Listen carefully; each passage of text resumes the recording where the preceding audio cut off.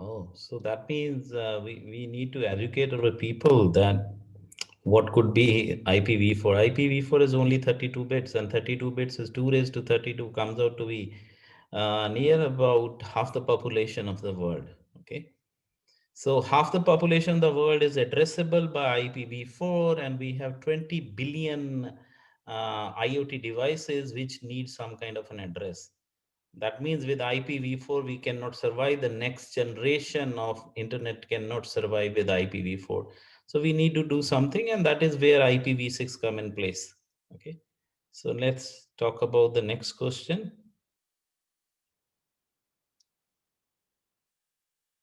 And we have a new winner here. I don't know who is Barefoot Contessa. So whosoever it is, congratulations.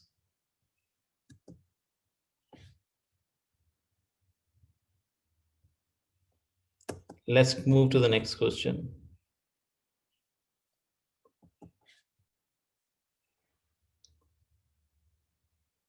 So how big is the IPv6 space?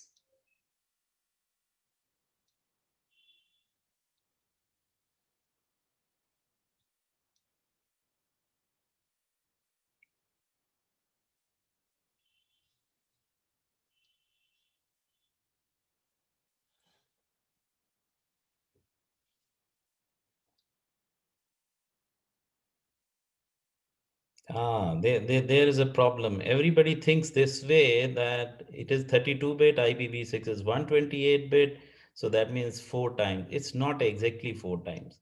If this is IPv4 is 2 raised to 32, IPv6 is 2 raised to 128, which is far, far, far higher than the number which is 4 times bigger than IPv4. Okay, so exact answer is 3.4 into 10 raised to 38. So this is the address space of IPv6. Now that means in order to address those 20 billion devices, okay, and with the current population, I don't know how much population you people would know that is on the internet. We are going to talk about this in the lecture. Okay. So IPv6 the answer. Now this is the last question, and then we can move ahead and talk about something which would be of interest to each and everyone.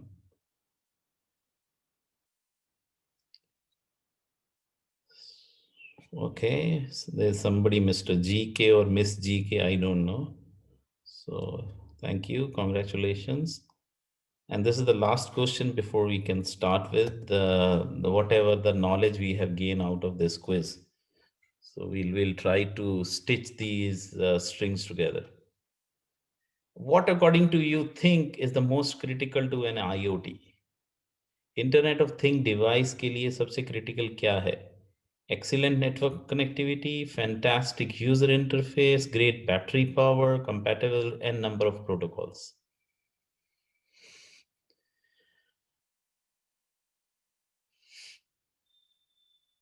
Oh, here we all fail, huh? Almost. If only five people know that we need to have a battery power for IoT devices. That is very critical part. Okay. So let's stitch all these things together. But before that, let's congratulate whosoever is winner of this particular quiz. I think it stands out to be Mr. or Miss GK only. Okay. So congratulations. So whosoever is this, they can make their video on so that we can actually see who was that fellow who answered this, because this GK may understand for n number of things, but definitely it has some kind of a correlation. GK is general knowledge, but this was not general knowledge. It was knowledge of the subject matter. So congratulations. So now let's talk about something out of this activity which we did just now. Okay. So you people are able to see this screen of mine. Okay, so I'm just going to launch my whiteboard so that we can discuss few concepts.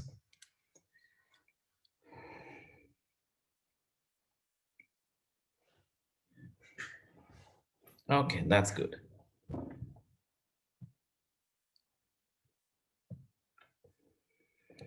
Now see, we have learned few things. One is IPv4 cannot survive in today's networks. The reason being, this is just 2 raised to 232, 2 raised to 32 addresses.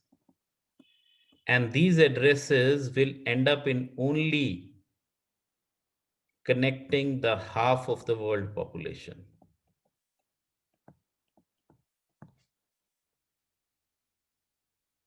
Okay. So now if half of the world population means near about 4 billion people, if 4 billion people, see, this is also kind of a smart device. Okay. So whenever this gets connected to the internet, it would require an IP address. Now, if these 4 billion people, each of this will have on an average, let's say there are 3 devices for each of the person. So it comes out to be 12 billion. So somebody may have a smartphone, somebody will have a smartwatch, somebody may have a smart pen. So all those things will be having some kind of an address. That means this IPv4 is not going to survive in this trending world of internet. So we need to go ahead and think of something else. And that something else, as per the quiz, is IPv6. Now, IPv6 is 128 bits. Now, 128 bits is a huge number. So it is 2 raised to 128. Now, if we do a small mathematics here, so if we just open up a calculator, okay, and do a small mathematics here, that 2 to the power 128, this is 3.4 into 10 to the power 38. So these many addresses are possible with IPv6. Now, if I want to know, in the initially, when I started my lecture, I said that there are 3 devices on an average. We can take 3 to 4 devices per person. Let's say we take 4 devices per person. So 4 fours of 16. So 16 billion addresses are required. Okay. So now if I take this address and divide it by the world population, which is 7.8 billion. So 3, 4, 5, 6, 7, 8, 9. Okay. So this is 7.8 billion. So these many addresses per person are available. So we were just thinking that we can give 4 addresses to each of us. So if we take this into consideration, that means IPv6 is going to survive much longer than what we can think of. So this is the way to go forward. So IPv6, if you understand IPv6, you understand the next wave of technology, because this is going to survive and give us the things which we want to know about the world. Now let's talk about, if these are IoT devices are there. So if I have, what kind of advantage if I am on IPv6? Now let's say I have a machine here and it wants to talk to another machine, and they are working on IPv4 address. So if you know computer networks, how they work, that means when this device is going to send the data out, the data is going to go out of a physical layer. That means in order to reach the physical layer, I must pass through network layer, I must pass through data link layer, I will reach physical layer, and on the top of this is transport layer, and on top of this is application layer. And this is our TCP IP model of networking. So that means what is going to happen when I want to reach physical layer, I must prepare a frame, and for a frame to be prepared, I must know the MAC address of the machine. And if I want to know the MAC address, I must broadcast something so that I can get back the MAC address. And this is called ARP broadcast. So usually what happens on a network, IPv4 broadcasts are much more than the data transmission which is taking place. And for IoT devices, one of the question was, what is most critical to IoT device? Let's say you have a Alexa at home, or you have a iWatch with you. So what is going to happen even if you don't use these devices? After some time, these devices are going to die out. But why? Because their battery power is gone. So that means these devices need battery power in order to be on. So if I have so many IoT devices, and if I use an IPv4 network for a survival of IoT network, then due to the most of the broadcast, these devices will deplete their battery power at a rate much, much higher than any other thing, because there's so much of broadcast happening. And when the broadcast happen, if I'm listening to something, I am losing my battery power. If I'm replying, I'm losing it much more. Okay. So IPv6, what it does, because IPv6 does not have a broadcast. This is one of the best properties of this protocol, that it does not have a broadcast. So that means I can get connected from one machine to another machine without having a ARP broadcast.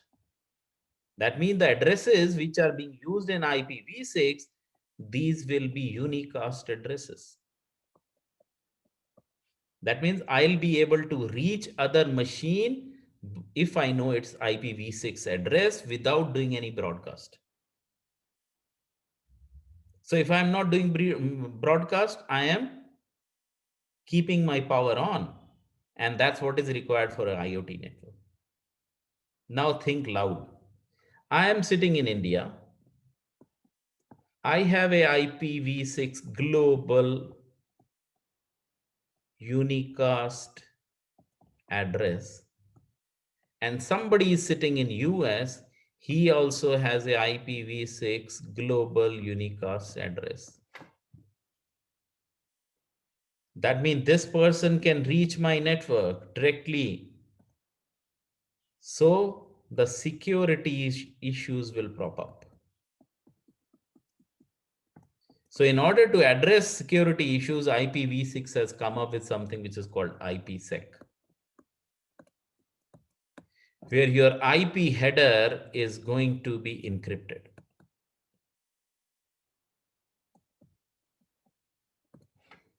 So IP header encryption will happen. So I can basically, I am sending a data from one machine to another machine by virtue of a tunnel.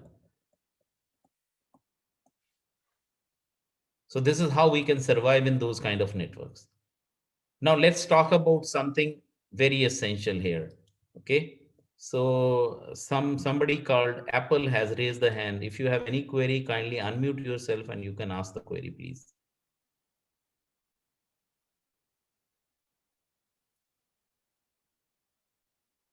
Or it was done by mistake. I don't know.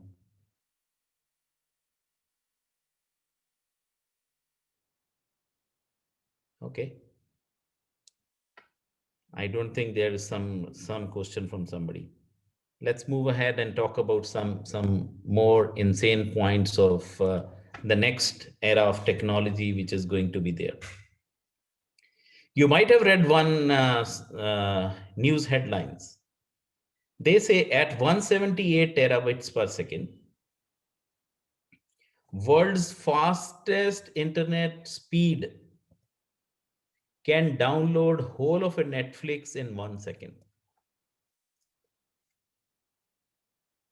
So here the people are struggling for a network speed, but the researchers in University College London have established a network which can send 178 terabits per second. And this is a humongous speed. By virtue of, if all our networks would be this kind of a speed, we'll be able to download whole of the Netflix in just 1 second. Can anybody, if we discuss this, can anybody tell me what kind of technology would these people would have used in order to reach this kind of a speed? See, there are two things which are highlighted here. They have used the bandwidth of 4.5 terahertz and 9 terahertz commercial bandwidth. okay, in order to reach this speed.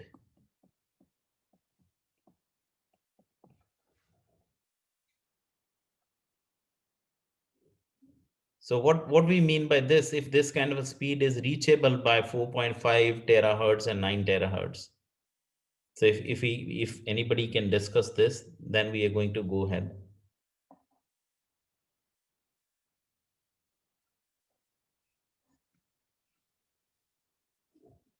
No idea?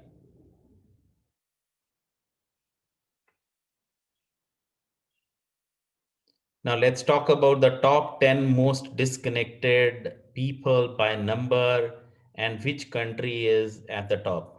Now, if you can think of this, in India, 50% of the population is not connected.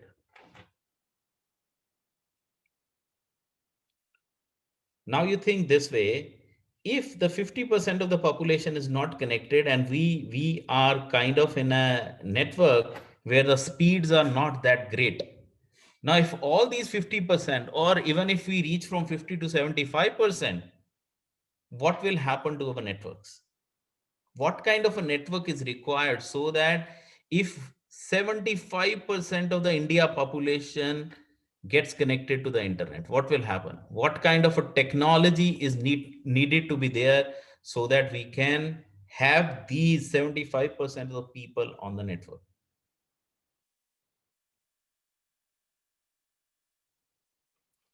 See, let me tell you one thing, recording of these lectures and later on listening, nobody does it. Even if you record, nobody is going to listen to this again.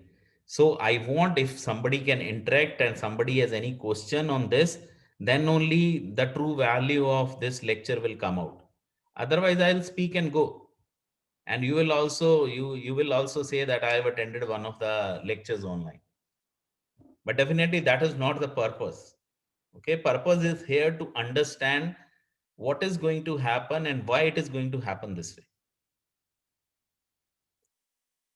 Now, with 50% of the population on internet, still if you ask somebody, now I was just asking, can you make your videos on? And people are refraining from making videos on.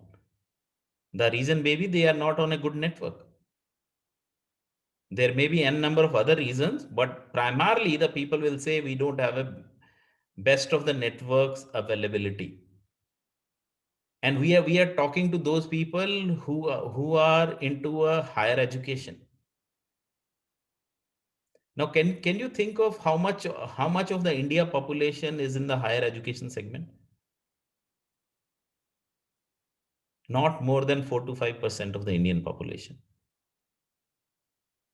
So, what will happen with this kind of infrastructure which we have at this point of time in our country? Can you think of a next generation or next trend of internet to be there if 75% of the Indian population goes online?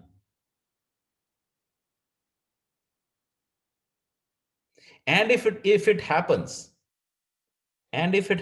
somehow, let's say there is some magic wand by Geo Networks or somebody else, and they create such kind of infrastructure that each and every household in India is having a best of the internet connectivity, then another question arises, what about the safety of those networks? So we have only two things to discuss today. One is the security part, another is the survival part. Survival part in the hyper connected network and security part. Again, somebody called Apple has raised the hand. If you have any question, please ask. Otherwise, you may leave the seminar rather than disturbing.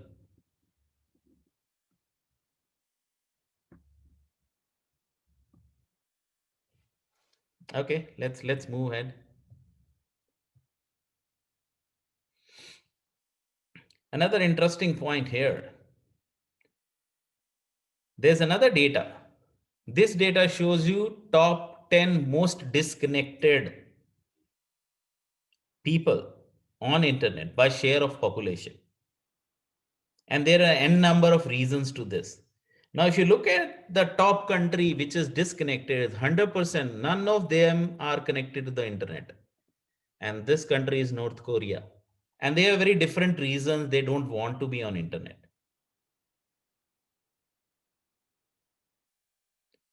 But they also contribute to the world population. Now, if these 10 countries which are being listed here also come and want to get connected to the internet, along with the whole population of the world, and each having 4455 devices, each, so then you can think of that we will have some kind of a survival strategy and some kind of a security strategy to be set up so that we'll be able to survive in this kind of a hyper connected network. So when we say hyper connectivity, that means each and every device is able to talk to each and every other device based on authorization and authentication and integrity kind of a protocols. And this is kind of a story where the people should think and devise something. This is why the education institutes are here, in order to give this kind of a synergy so that the people can sit and discuss. Now let's talk about something about the security of these billions of devices which are going to get connected to the internet. Okay. So I'm just skipping a part of this because this is more than two and a half hour lecture, but we have a paucity of time. So within another 15-20 minutes, I'm going to discuss something uh, which I'm just highlighting now. You read this stuff, and we are going to spend some time on just reading this paragraph. When you put technology on items that have not had it before, can anybody would have thought of that the car which I am driving would be able to listen to me and enact it, or the watch which I am wearing, it will listen to me and enact as I want it to? Nobody would have thought of. But we have put technology on that particular item. Now, when you put technology on an item that have not had it before, you run into security challenges. There are lots of many security challenges. Like, I'll give you one example. Nowadays, we have devices which can check your BP, your heart rate. You wear those fit bands. Okay, these fit bands will sense that data. Okay, and then they can send this data to your hospital, and the hospital lady will come up and ring you up and say, Miss Monica, kindly go and get yourself admitted to the hospital because your vital statistics are not good as per your fitband, and tomorrow you may have a heart attack. That means what has happened, the technology has gone deep rooted into the devices. Now, once that has got deep rooted into the devices, we need to think of a security challenges which can get propped up. And this is the statement by Runa Sandvik. And this lady has hacked a Wi-Fi controlled tracking point sniper rifle. Now, if you people have seen those movies of John Wick and all, you would know what kind of a sniper rifle, what kind of havoc it can create. And if somebody can control that rifle remotely, what will happen to the outcome of whatever shot has been taken by that particular device? So we need to be aware of these security challenges. Let's talk about few of the security challenges which are going to prop up once we are in an era of Internet of Things. See, this statement, you won't believe, this statement is from 2008. And this is what the Vice President Dick Cheney, pacemaker, his pacemaker Wi-Fi feature was disabled for security purpose while in office. Why so? He was just wearing a pacemaker, but it has to be disabled for security. The reason was somebody could control this device remotely and speed up or slow down the heart. So that means these computing devices are now touching the human lives.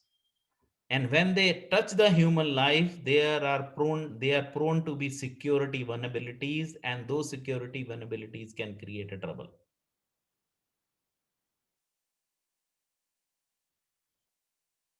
Yes, Madam Anjubala, you have some question to ask?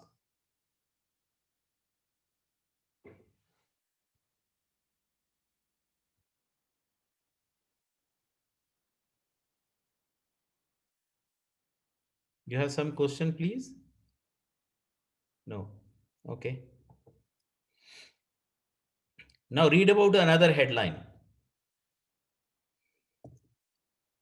Hackers remotely disable the brakes and transmission of a Jeep Grand Choke.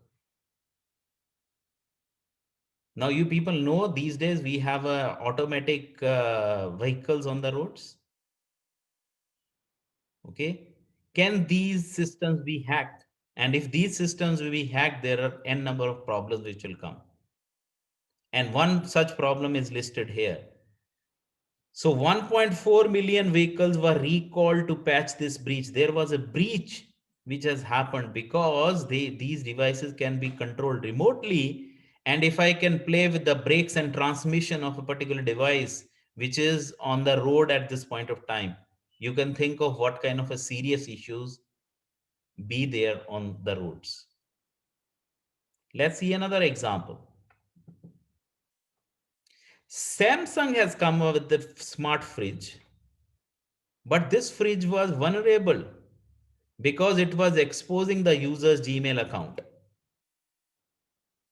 Now, what this device basically does, it displays your calendar here, and you can, based on this calendar, you can sync the display on a screen.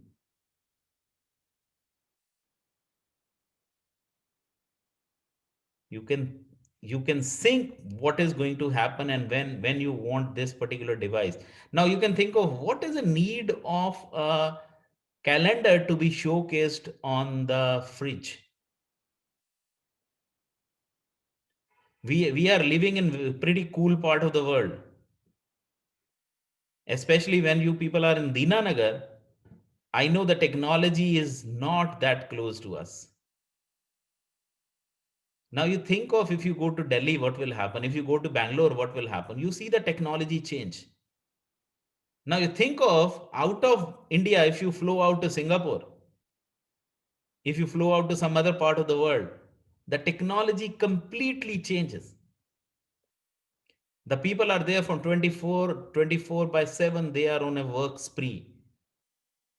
They don't even in our metros, you see the people spend much more time in the trains than in their houses. So if that kind of a mindset is there and I have to keep my calendars and everything, obviously the companies will come up with some kind of a solution, as this company Samsung has come up with smart fridge which will have your calendar getting synced. That means whenever you are going to come to the fridge and want to drink water or something, so you will open up and see, oh, I have an appointment today, I have a lecture at 2 p.m. to be delivered to one of the audiences in Dinanagar. So that kind of thinking. But if that happens, that means as soon as these devices, which nobody would have thought of that they need technology, and we bring the technologies, those kind of devices, they are prone to some vulnerabilities, and those vulnerabilities we need to think of that how we can disable those. There's another headline, 2016 news. Is your home fighting on the internet?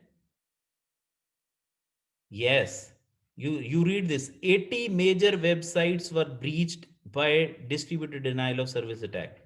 And these were not the websites of Thapar University or Guru Nanak Dev University or your own college. These were from Twitter, Netflix, Reddit, Spotify, GitHub. These devices, these particular websites were having attacks. Now think aloud. If there are unprotected IoT devices like internet ready cameras, And I know now the people know Google Home and they know Amazon Alexa at their homes. So can you think of these devices maybe listening to your conversation and then sending the data back to the out? And there may be some confidential things which are happening and people are recording it. So more connections to the internet means more places to break in. See, I'm not here to make you people afraid of technology. Technology is there so that we can use it, but we need to use it judiciously. And that is the point which we should, every time whenever we have these kind of technology seminars, we should discuss that what will happen. And only the knowledge can bring these vulnerabilities down.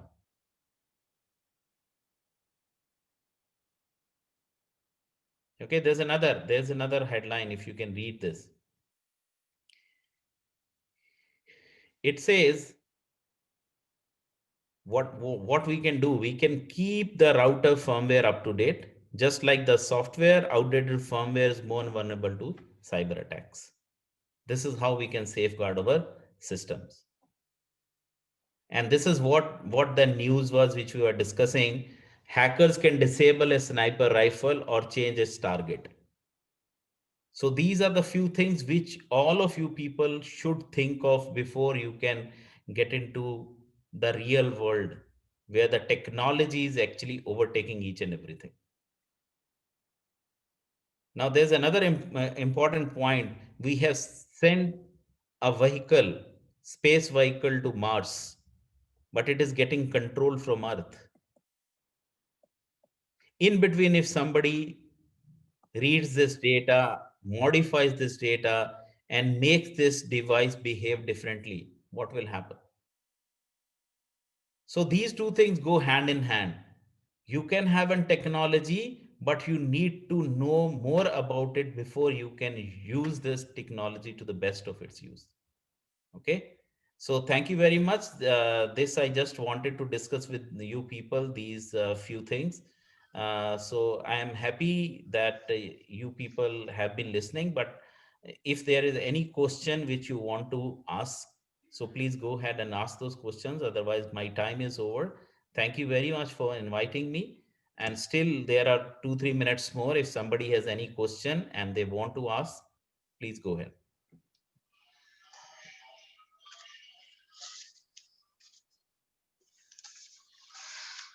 Thank you very much, sir, for highlighting the security challenges that comes with advancement of technology. Thank you for your enlightening presentation. Now, I would like to request Dr. Gurvinder Singh to kindly share with us his wisdom of knowledge.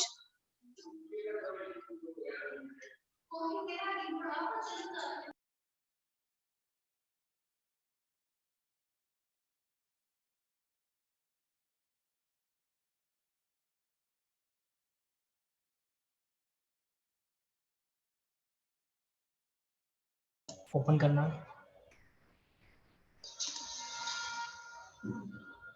Share screen कर दो sir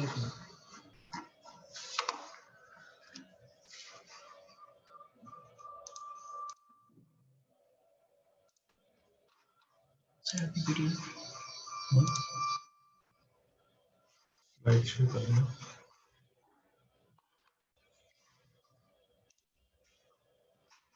unmute start video unmute कर दो yes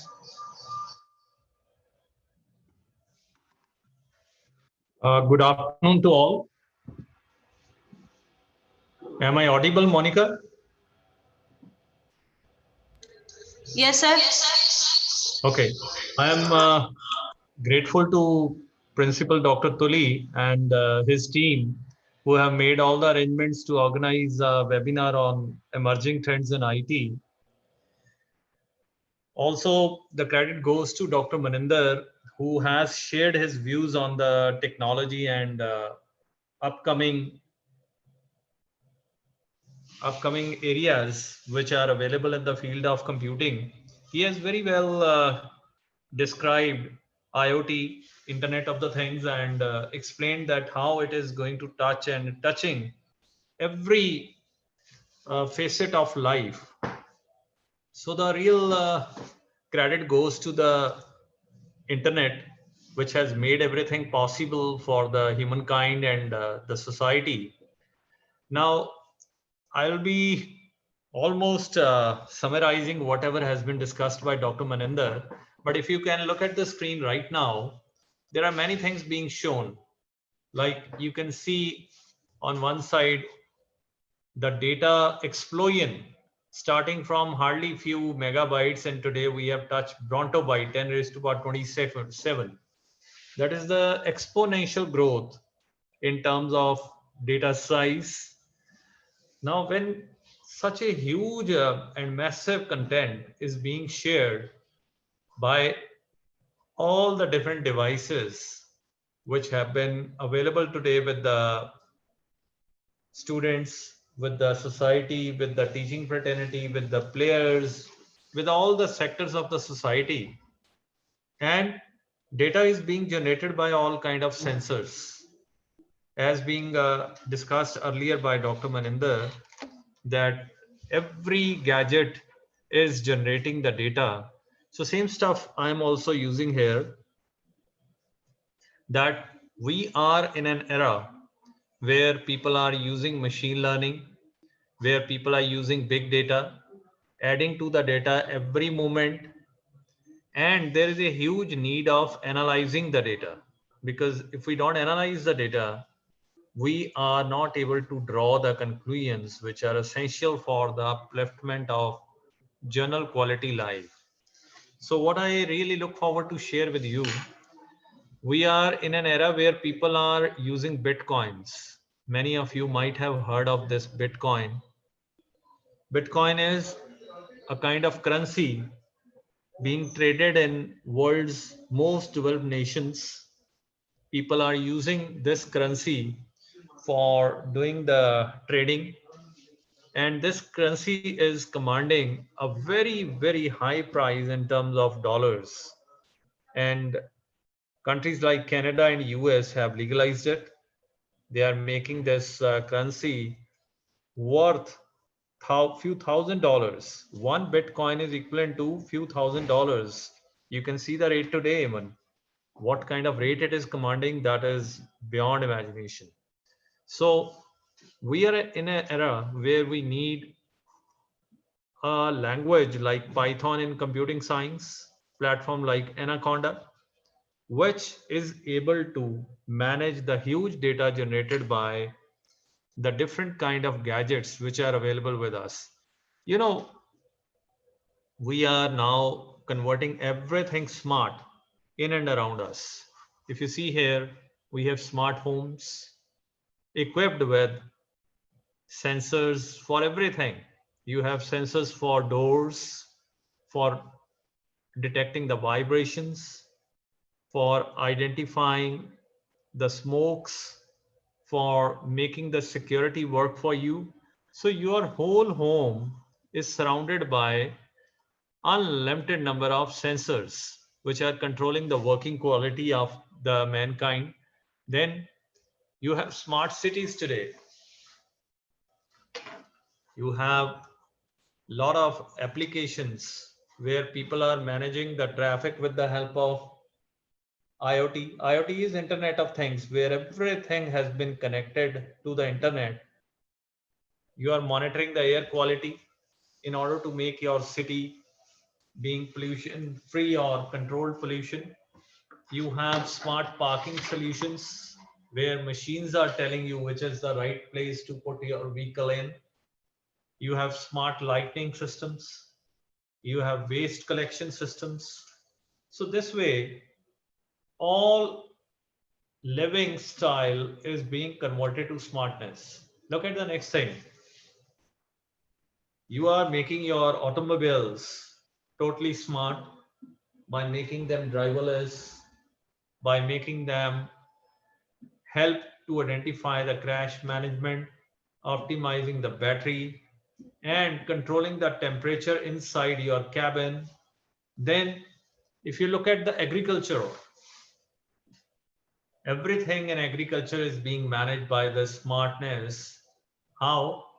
By identifying the choice of soil as per the crop, by identifying how the seeds should be distributed, by identifying the irrigation needs, and helping the farmer to detect the disease if it is there at all. Then let's move further. You have smartness in terms of everything around you. Hospitals are being converted to smartness, infrastructure is converted to smartness, homes are converted to smartness, gadgets are smart, and all are being linked together with the help of Internet of the Things. Now, this is the real life cycle. I was quoting in the earlier part of the discussion that whatever data comes from the sensors or produced by the people. You know, today we are in the interactive session where we are generating some data being communicated to everybody around you. And this data is ultimately going to be analyzed. This data needs to be organized, needs to be synchronized, needs to be worth usage. And how that can be done? When we organize the data. And when we organize the data, it becomes information. Then information, along with the rules, protocols, and set of norms, is converted to intelligence. You can see on the board that we have intelligence after the conversion of information. Once you convert data to information, information to intelligence, then it is being applicable to the different areas of life where we put the information collected from data, converted to intelligence, and finally this intelligence will be put into use known as knowledge. The real thing is knowledge. If you today consult anybody who claims himself or herself to be an expert, that expertise is basically knowledge, which is actually collected from the data from the different gadgets, different sensors, different people, different devices. And as in the first session, Dr. Maninder was telling you that is IP4 kind of addressing scheme will be able to cater to address the huge set of devices. It is really, really hard because, you know, today we are having 800 crore people on this earth. 800 people, and many of them are using at least one, two, three gadgets. They are having cell phone, they are having laptops, they are having iPads. And on average, if we consider that at least for every 2% there is one gadget, even then there will be 400 crore gadgets which are employed by the residents of this planet. They are using it for dissemination of all kind of data. So the IoT cycle, if you see here, you are making your machine learn. You are making your machine assist the humankind for every kind of job.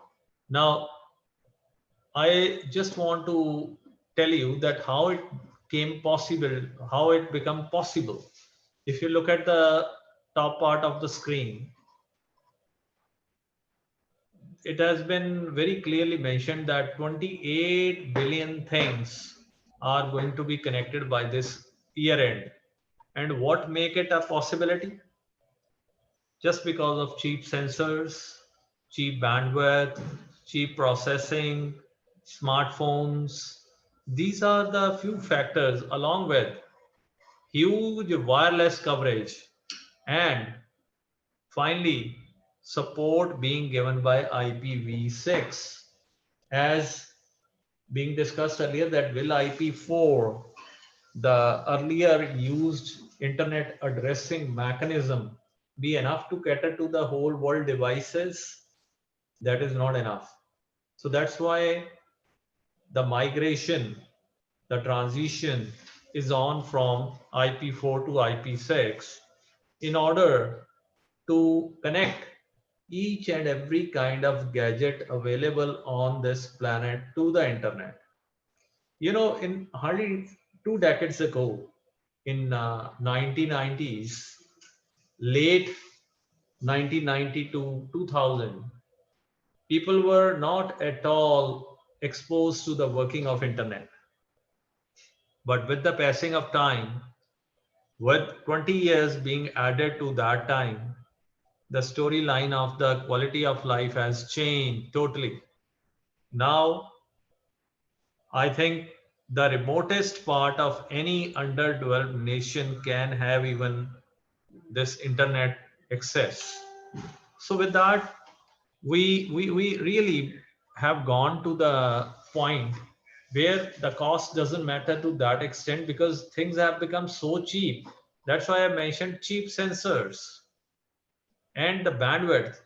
You know, hardly 5 years ago, people never talked about the speed which can provide the data, and people are able to see the movies, people are able to see the shows at their homes just by connecting to the internet. You know, that was a remote possibility in our country. But today, in India, with more than 130 crore of people, people are able to access the data at a speed of almost 100 Mbps. We are in the process of migrating to 5G. People are now looking forward to buy mobile phone with 5G connectivity, which was not there earlier. So that is a huge migration in terms of accessibility, in terms of availability, in terms of devices. That's why when Dr. Minder was telling you that you have all today smart watches, fitness devices, in a very middle class kind of household, people are trying to get themselves fit by the usage of Fitbit kind of devices. So which is a big change, and that change is a possibility because of this kind of framework. Now, if you just see this, IoT is a total different terminology than internet. We have IoT where people are sensing the things, people are using them efficiently. Network is being extended to all kind of devices ranging from watches to cars to cameras to your kitchen gadgets to your smart cities to your hospitals to your bodies. So that is a big change in terms of quality of life. And there has been possibility of the same thing with the help of this framework being shown at your screen. You know, today by generating a lot of data, we are no more limited by the bandwidths. You know, hardly 10 years ago, people were afraid that where they will store the stuff, where they will keep the data. Today, your mobile phones are being equipped with 6 GB, 8 GB, 12 GB of RAM. Whereas, if you ask a person who is using the computer for the last 2 decades, in 2000, the computers were equipped with hardly 1 GB of RAM. And today, mobile phones are having 12 GB of RAM, 12 times more capability in a very small gadget that can fit into your pocket or your wallet or even your hand. So in your hands, you have a gadget which can store 256 GB as a hard storage. You can have 12 GB of the temporary storage. You can have connected your mobile phone to the cameras at your home, to the different gadgets of your home, to your car, to your computer system, and what else? So that led to the total change of the quality of life. In today's world, people are no more going to the post offices or the areas to fill up the bills, to submit the journal forms. They are doing most of the jobs at their homes just by having the network. And the big thing you must have seen, all of you, we today are conversing with each other through the webinar, which was a dream hardly few I would say sessions ago. If you consider last year, probably hardly any college or educational academic institution was going for webinar. But this year, due to this virus, the scenario has changed. I was talking to my family at US. They are almost all are grounded. People working in Google, people working in Yahoo, people working at Facebook or LinkedIn. They are all working from homes. Even in India, all the IT sector people are working from homes. And the big IT companies are trying that they should not go for a very huge office space. They are saving in terms of office space. They are no more looking forward to that. People are not commuting anymore on the roads. But if this IoT, Internet of Thing, would not have been there, you can imagine the life of a human being in today's world. You know, we all were not able to exchange any kind of information. We were not able to exchange any kind of data or any kind of networking. So if you see here the chart being shown on your screen, the difference between IoT and internet, the parameters are being shown to you. Sensing parameters, efficiency, networking, specialization, and availability of the internet everywhere.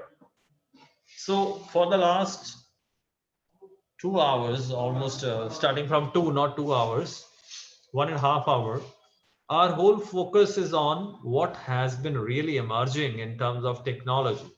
So there are many, uh, changes which nobody has imagined.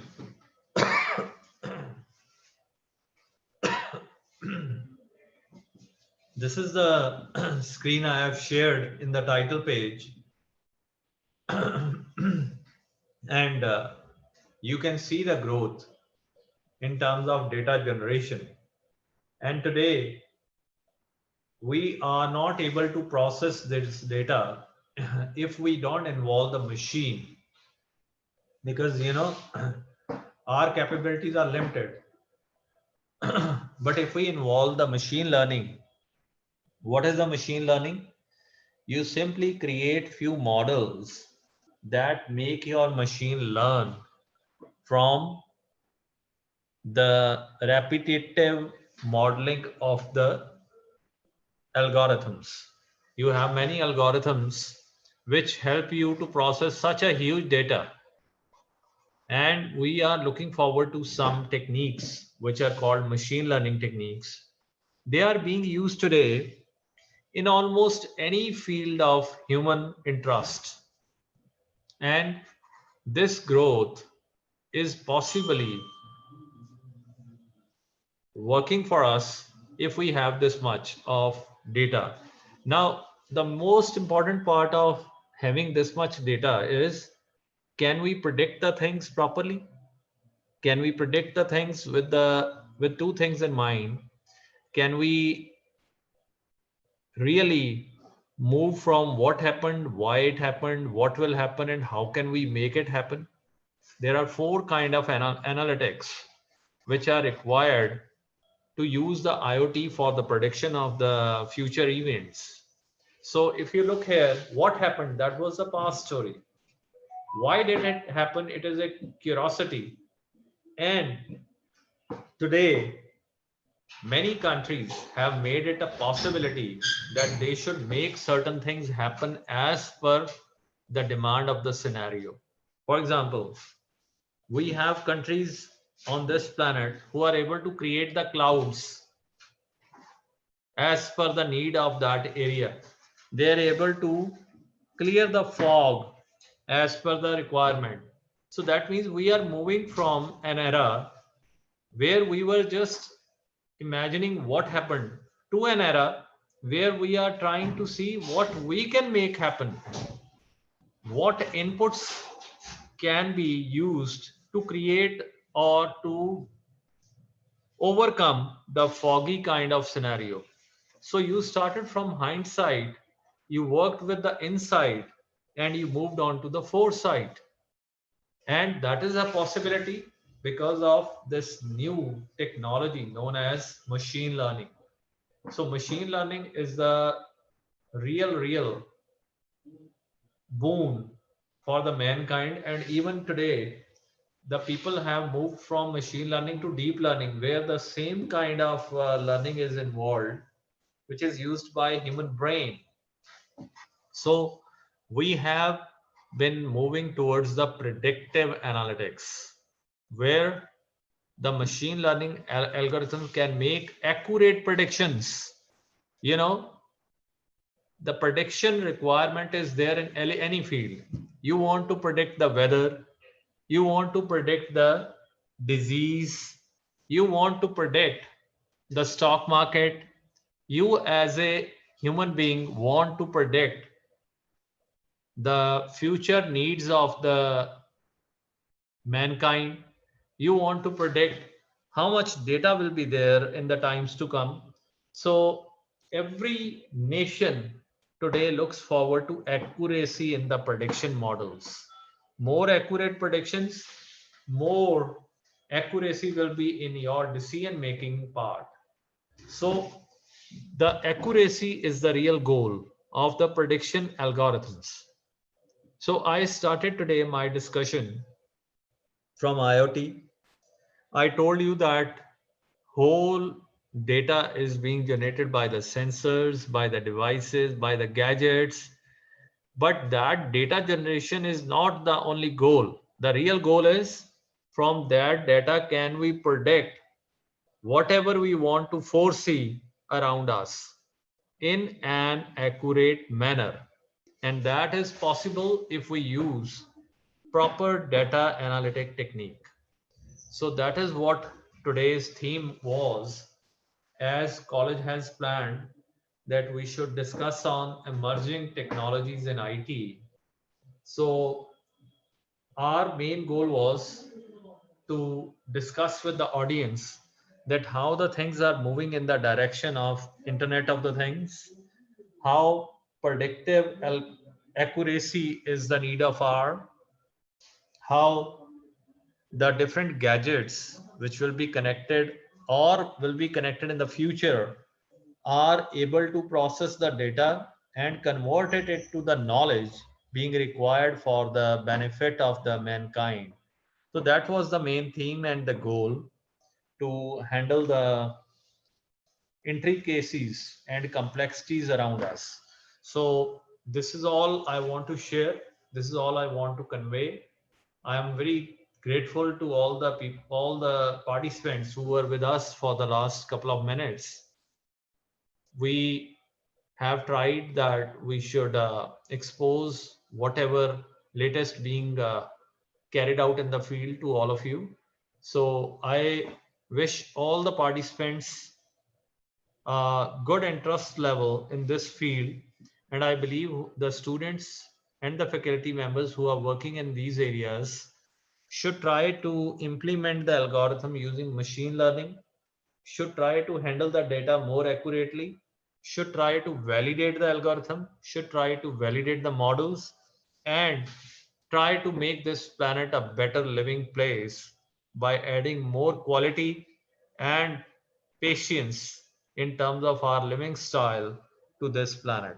So be safe, try to distribute as much knowledge around you, and I wish you all the best from my side. And once again, being grateful to the college for organizing such a good theme where we can have a good discussion. So thank you very much, Madam Monica. And please, I'm also offering my thanks to your whole team, and really grateful to Principal Dr. Tuli for making all the arrangement to make this kind of webinar a possibility. Thank you very much once again, all the participants. I offer the participants to go for any query if they feel like. Thank you very much for being there. Yes, participants, anyone who would like to ask, the ground is open for you. Thank you. Madam Monica, you may ask anybody, and if there's no query, let's finish with the discussion. Thank you.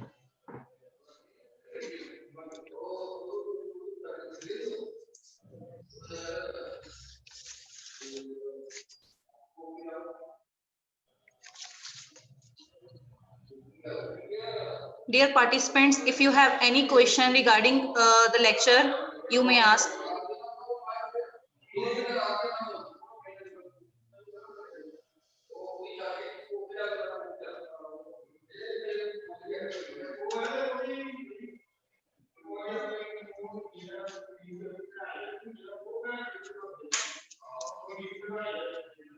So there is one question from the student. What are the most used type of sensors in IoT? Okay. Most of the sensors are electromagnetic, electromechanical, and these sensors are kind of embedded electronic chips because they are falling in the category of firmware. On one side, they are embedded with the soft code. On the other side, they have electronic chip, and they are being programmed as per the need of that particular gadget. So there is a huge range of sensors. Depending, some sensors are equipped with cameras, some are equipped with storage, some are equipped with mechanical movements. So they all are being used for processing the data as per the requirement of the device. Hello. Hello. Hello, Hanji. Ji. Sir, a question is, sir, due to some reason I am not able to attend the seminar. So will you able to tell me in short Regarding what? In regarding short? this top regarding this seminar? Due It to some was reason. it was all about IoT, Internet of the Things, Okay, where, sir. where we have discussed that all the devices available in and around us are being today connected through the internet, Okay. exchange of data, and for the processing of data which can be utilized as a knowledge to do a particular task.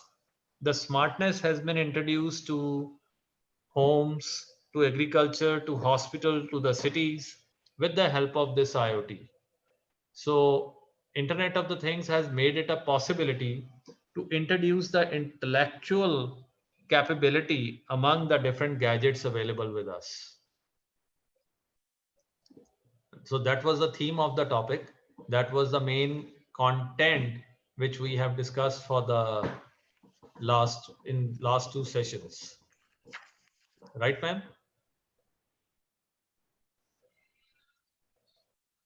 Was it audible to you?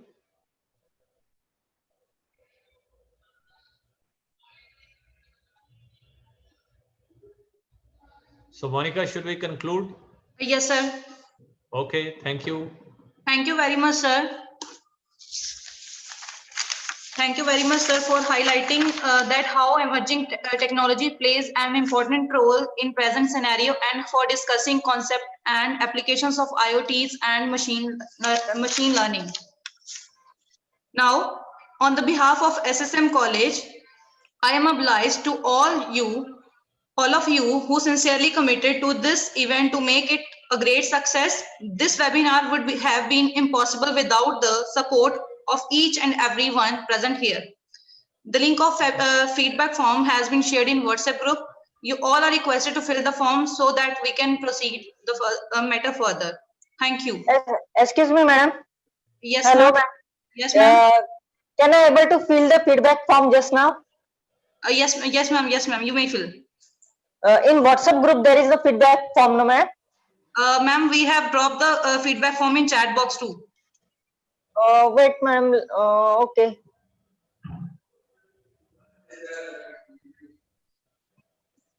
Thank you, sir. Hello, ma'am. 1 minute. Yes. We have to fill the feedback form just now only. Ma'am, you may fill the form within 10. Hello, ma'am. Link in the chat box. Link is there in the chat box, but is it in group also? Ma'am, I'll share it in the group. Okay, ma'am. It will be better because due to some reason there is problem of network today. Okay, okay.